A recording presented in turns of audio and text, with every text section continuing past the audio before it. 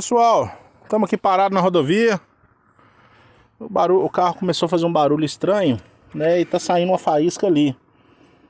Eu vou pedir para meu auxiliar filmar aqui. E eu descobri o seguinte: esse parafuso aqui, tá dando para vocês verem, ele tá solto, né? O motor foi feito recentemente.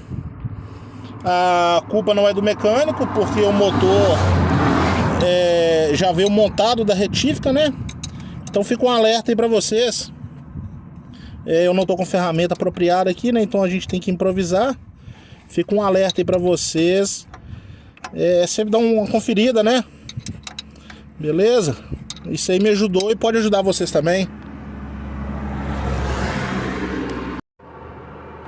Pessoal, feito o aperto lá, tá?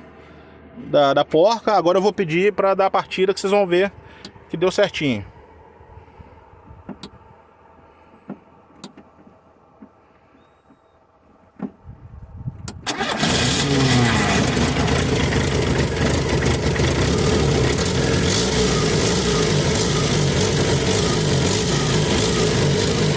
Ok, a dona encrenca que tá lá, né? Dona encrenca que tá lá hoje. Vai, partida!